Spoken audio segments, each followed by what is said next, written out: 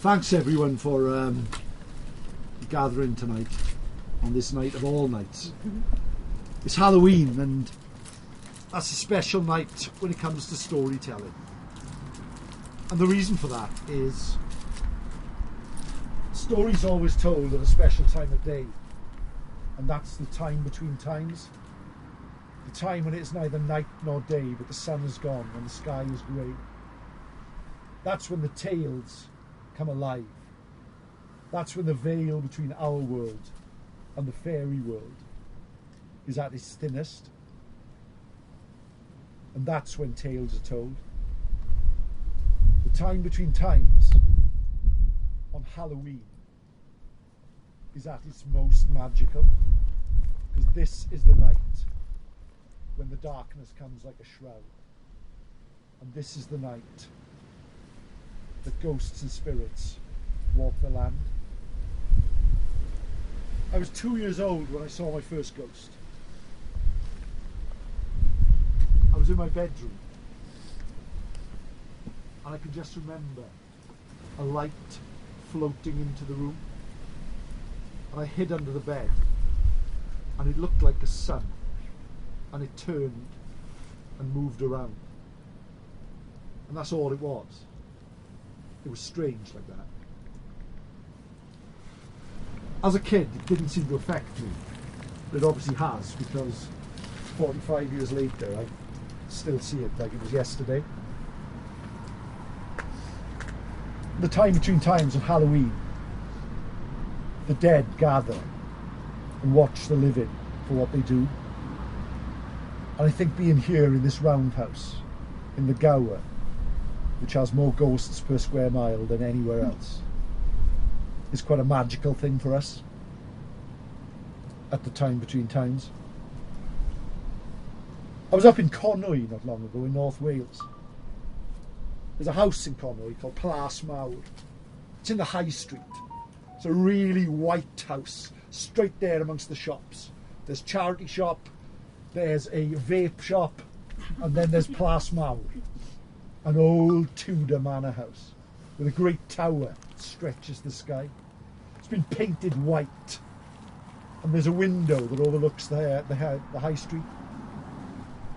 And that's the window to the lantern room.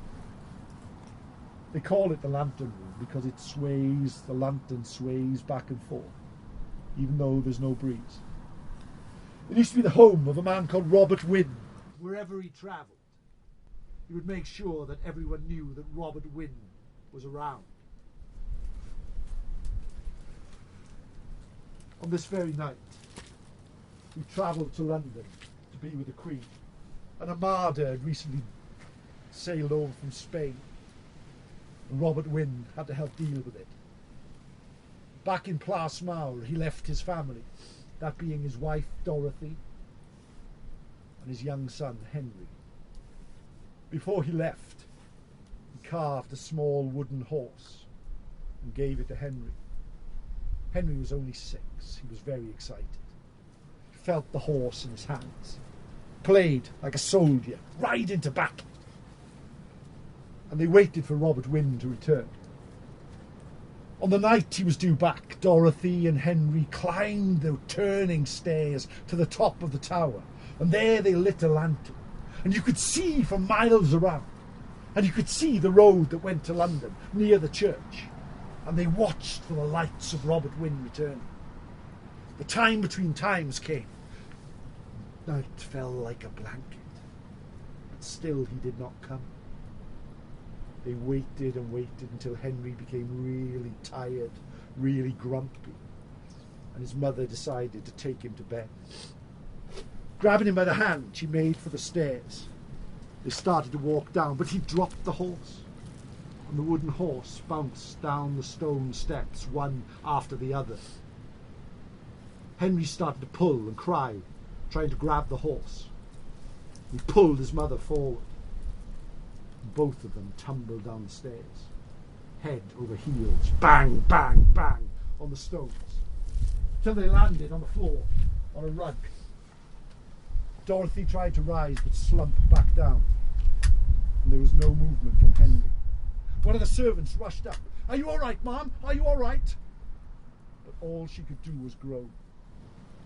He managed to pick them up and took them to a bed in the lantern room and lay them on the bed. "I'll go into town. I'll find the doctor. The doctor is always in the ship inn. I'll find him and bring him." He rushed from Plasmau down the winding street until he came to the ship inn. It was raucous. It was a Sunday night, just like now. He hammered on the door, called for Dr. Schenkin, but of him there was no sign. A young man approached them and said his name was William Hawkins. He was a ship's doctor. He was young. He was in his cups, having drunk quite a bit. He decided, "I will help. I will come with you and I will help." They made their way back up the road till they came to Plasmau, through the great open doors that squeaked when they opened them. The servant took Hawkins to the lantern room.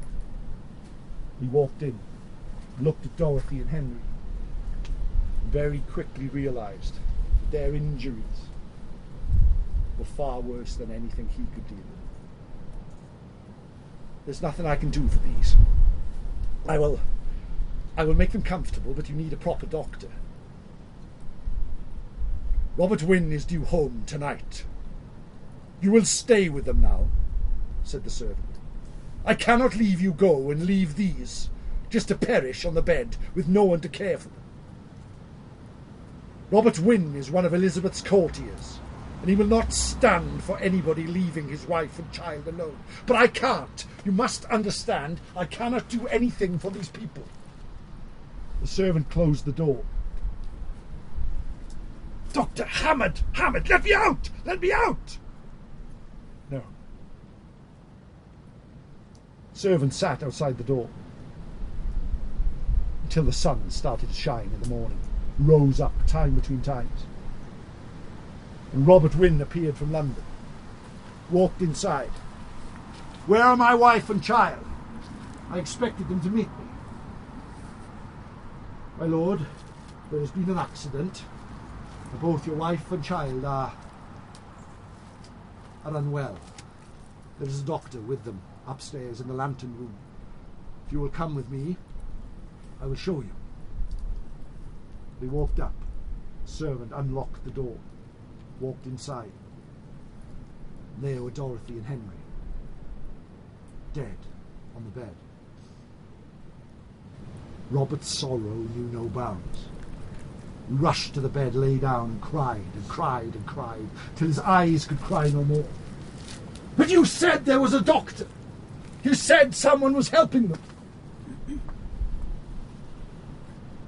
"I don't know where the doctor is. I'm sorry, my lord. I don't know where he's gone."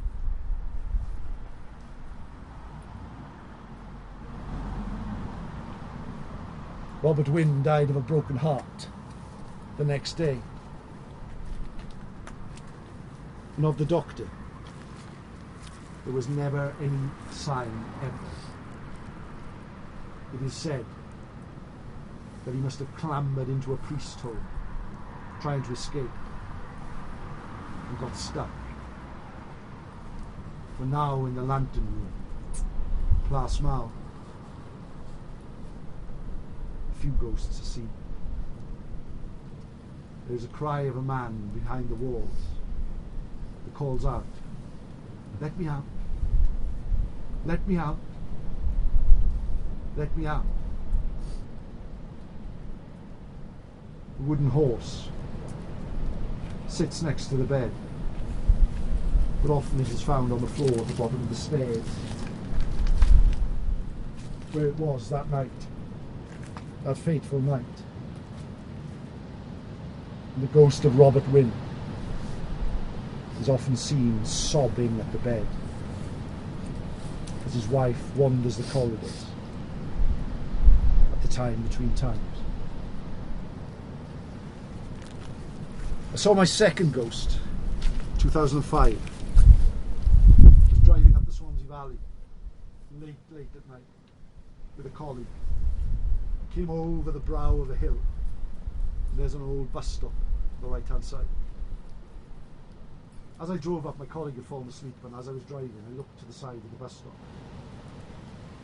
and there was an old lady stood in the bus stop doing this with her hand, trying to flag down the car. Being the well-meaning police officer that I am, I drove on. I drove around the corner and I stopped. I thought, hang on, maybe there's somebody in that bus shelter who wanted to flag down the car. So I went back. There was nobody there.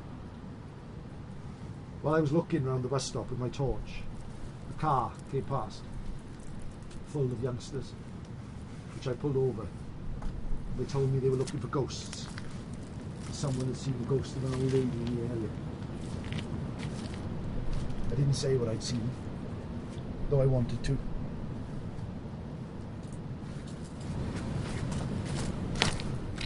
Anyone see my bag? Yes.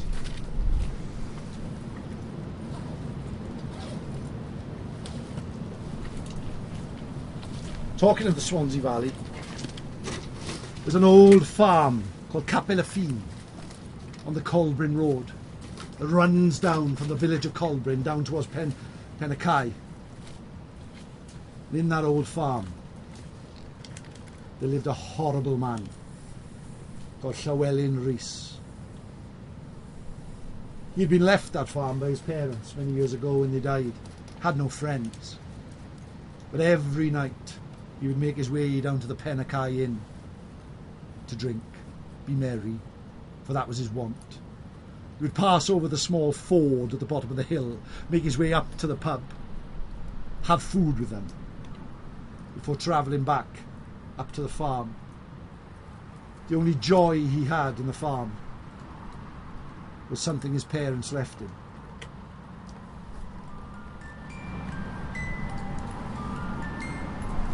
A music box, the little dancer that would turn and dance inside. When he was drunk, he would just sit and watch the dancer spin around and listen to the music. One night, he made his way down to Penacai, through the trees, through the woods, down the winding path, till he came to the river. And he was just about to walk across the ford, for there were a couple of stones that led across, when something caught his eye. And there in the middle of the waters was one of the Tylwyth Teg, the fairy folk. Her beauty was beyond compare. She danced and sprung and leapt in the sky and flew around before landing on the stone. She was totally unaware of Llywelyn. He watched her and then came out to step upon the stone, but as soon as he stepped out, she flew away. The next night he went back and she was there again. His heart felt like he would beat out of his chest. Again she saw him and flew away. But on the third night he had an idea. He walked down to the river with the music box. He waited at the side for the time between times, and then the fairy came. He opened the box.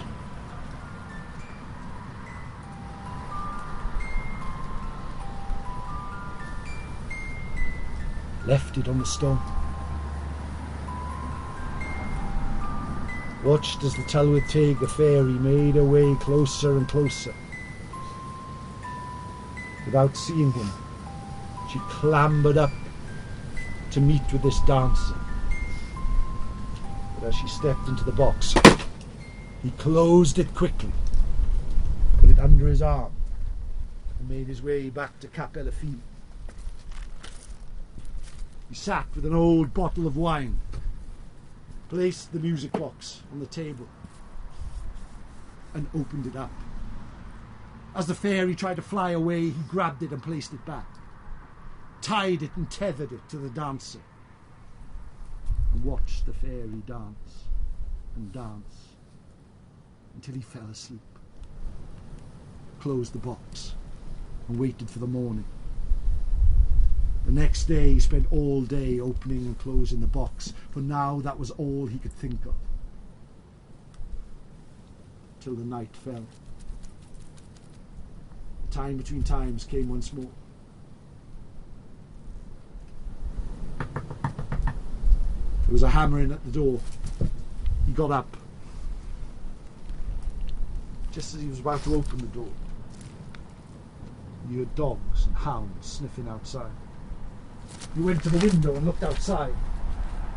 Great big hounds, with teeth like sharpened daggers, brushing against the walls of his house. Terrified, he sat back down, hid under the kitchen table with a box held close to him. The next night the same, a knocking at the door. But this time a voice. Llywelyn, open the door.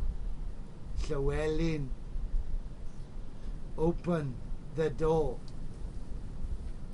Summoning all his courage and taking the box under his arm, he opened the door.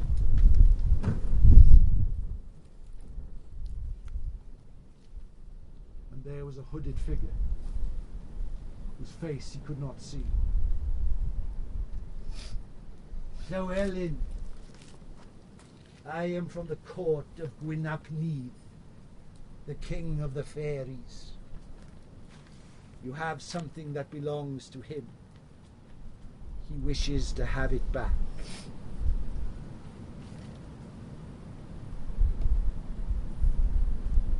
It's mine now. Nobody's having it back. It's mine now. Mine! You understand? It's mine. Close the door. Third night. The hounds, the knocking. But a shadow that cast itself on Capelafine. Opened the door. And there was a man with a horned helm, taller than any man he had met before. I believe you have something that belongs to me. He reached out his hand, and Llywelyn had no choice. He stepped forward, gave the box to Gwynap Neath. The king of the fairies opened the box.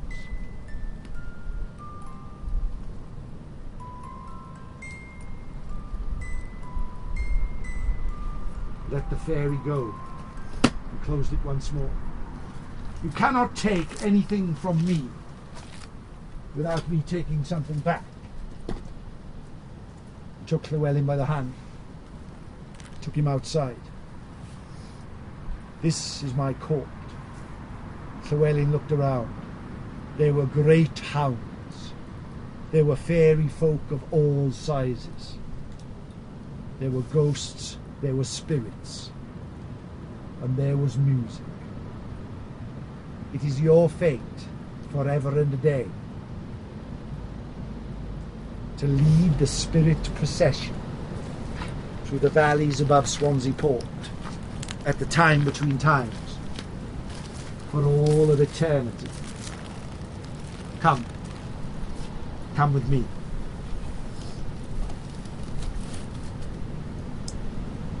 Even now, at the time between times, there is neither night nor day, but the sun is gone and the sky is grey. The spirit procession can be seen wandering the hills above the Swansea Valley, with our friend Llywelyn at its head. It is said that its coming is always heralded by the music of a music box, which plays so softly on the wind.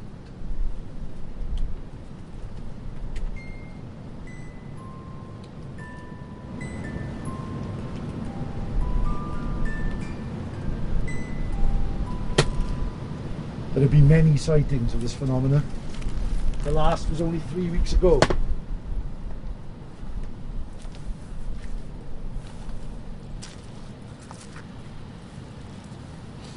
It was in the Dylan Thomas Theatre only 2 years ago. was a play I was directing on the stage in front of me. In my hand I had a little notebook that I write down my notes for actors. But suddenly I felt something tugging at the book. My son, Ellis, was with me at the time. And he sometimes nags me for sweets and things from the vending machine. So I turned to tell him to stop. There was nobody there. I could still feel the way the book pulled at my hand. And it flopped open in a strange way.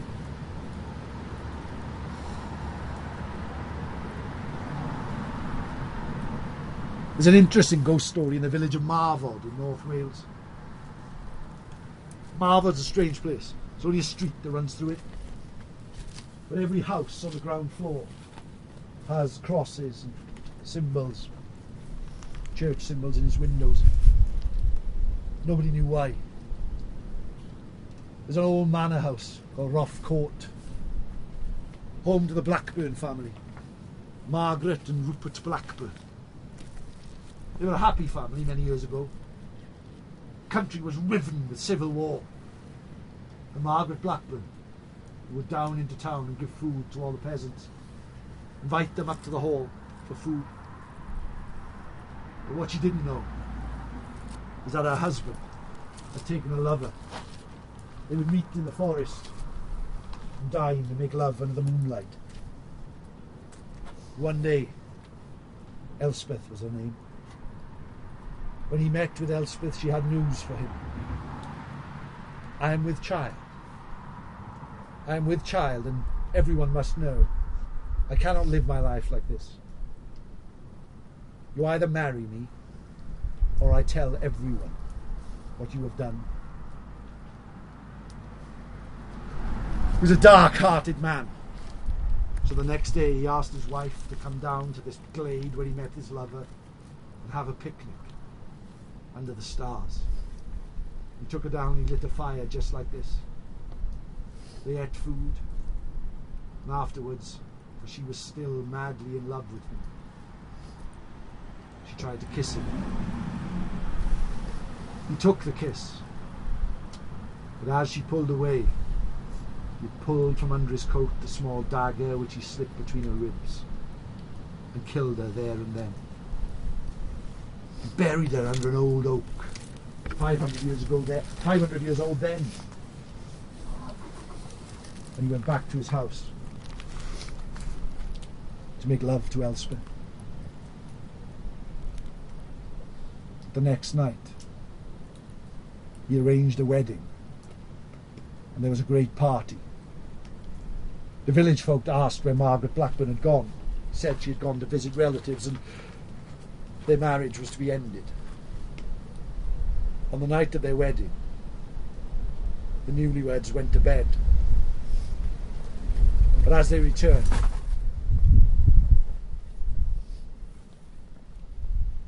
the doors to the great hall blew open in the wind. Everyone else had gone home. Everyone in the village reported looking out of their windows and seeing the figure of a woman clad in black staring through their windows. For Margaret Blackburn had returned. The hole where she was buried was found, as if some claws had pulled at it. For 3, 4, 5 nights, all the village folk spoke of was this figure looking through their windows. The following week, Lord Blackburn and his lover Elspeth were found dead in bed in Roft Hall. Scared to death, so people say. Lady Blackbird, as she's now known, still wanders the streets of Myford. So everyone in every house puts a cross in their window. For without that, she will stare through the glass.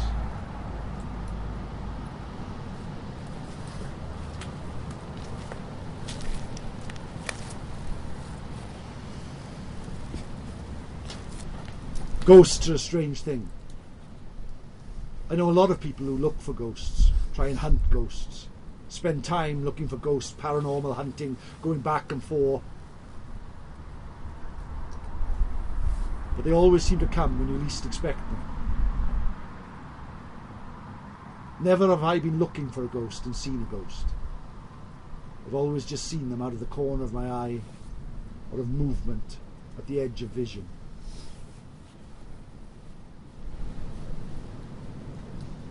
There was a man called John Gethin. John Gethin had fought in the wars against Napoleon and had returned to Swansea. His nerve had been shattered. His leg had almost been lost in the Battle of Salamanca. He travelled back to a farm that he owned, broken, to find his wife had died of the sweating sickness.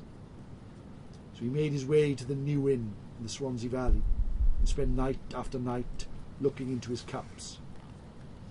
One night the door opened and in walked the witch, Nellie Pugh. I know something, John Gethin. At the top of the Drim Mountain, there are 2 circles of stones, intertwined like a figure of 8. One of us stands in one circle, the other stands in another circle. Then I will cast a spell. Spell as old as the mountains, as capricious as the sea. They will send 3 challenges against us. If we stay in that circle and do not leave, not even a step over the stones, a treasure will be shown to us. A treasure that will make us richer than anyone in the Swansea Valley had ever known. I will help, for I have nothing else to stay here for. On the stormiest night known to man, John Gethin and Nellie Pugh made their way up the Drim Mountain to the circles at the top. Nellie stood in one, John Gethin stood in the other, and in the intertwining stones, Nellie lit a candle and placed it there. She spoke a language, a spell, going back hundreds and thousands of years, and she called to the heavens to show them this treasure. Suddenly the wind stopped, the rain stopped, and they sat there. And then, from nowhere, came a great fiery ball, making its way across the top of the Drim, lighting up the night like it was day. John Gethin stood back and almost stepped out of the circle, but Nellie said, "No, John, no, don't go." The ball of flame rolled and rolled closer and closer and closer until it almost came into the circle and then vanished. That is the first challenge. Time passed, the storm raged and then went quiet, and still they stood there. Then a figure made her way over the hills. Storyteller,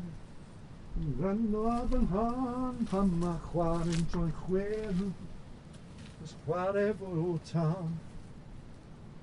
a song that John and his wife used to sing.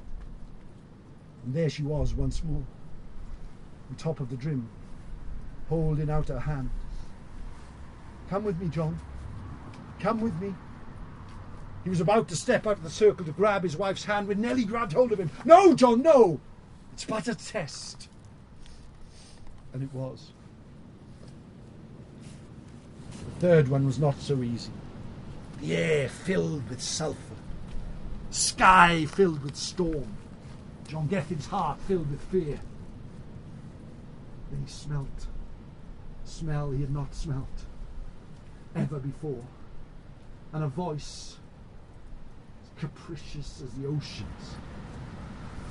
"John Gethin, John Gethin, come with me," said the man who stepped before him, dressed all in black, tall, imposing, as handsome as the night, but with cloven feet. "Come with me, John Gethin, come with me." John Gethin had no choice. He stepped out of the circle, and the devil grabbed hold of him. "Now you are mine! Mine! Mine! Do you understand?" Nellie stood up. "Diawl, I know you want his soul, but I am a thief, so therefore you must be someone who you would like. Let me keep John Gethin." Let me keep John Gethin till this candle burns out. Let him keep his soul until the light burns to the bottom. And then he can be yours. He can be yours. Very well, said the Diawl. He is yours until the candle burns out. And then he is mine. Mine forever, do you understand? Yes, said Nellie Pugh. She didn't tell me where the switch was. She blew out the candle. You are stupid, Diawl. Now the candle will never blow out. And now his soul will always be his. The devil's anger knew no bounds. Both John Gethin and Nellie ran down the hill back to the new inn. They parted outside. Nellie said to him, "Now is not the night to be looking for treasure, John Gethin." And he walked back into the new inn to sit by the fireplace. But there was a hooded figure sat by the flame, and it was Siwan, his wife, once more. "I thought you died from the sweating sickness." That's what they told me. "No, John, no. The Diawl came to the farm one night and told me that my soul was his. His until I could get someone to take my place." "I will take your place," said John Gethin. "I will take your place and free you now from all these things that you have to carry." And he lit the candle and left it by the fireplace. He spent the night in his wife's arms as the candle burned down, fell into a restless sleep. And as the sun rose in the morning, she vanished. Only the Diawl was left with John Gethin. He took John Gethin by the hand. "You are mine now, John. You are mine."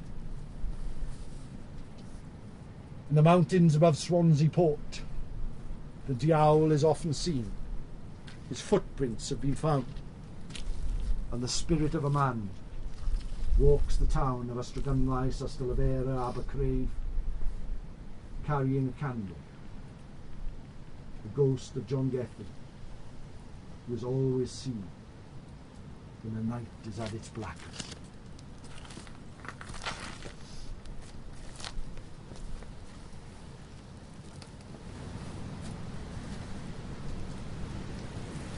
Four ghostly experiences I've had.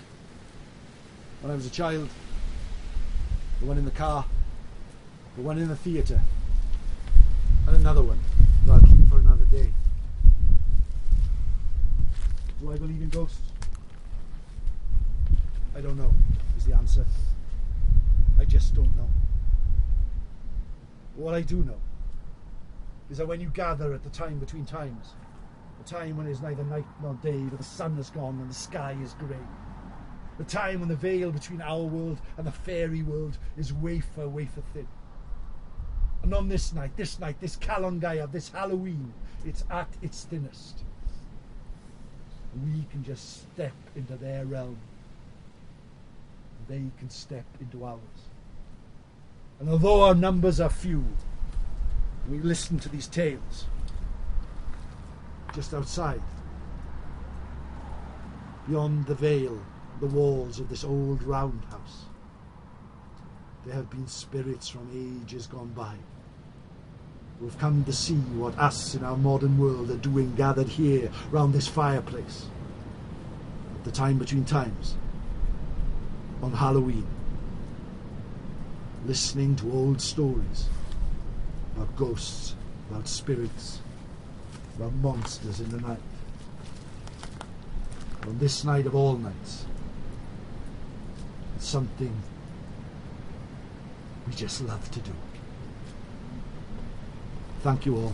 My name is Owen. Diolch yn fawr. Thank you very much. Thank you.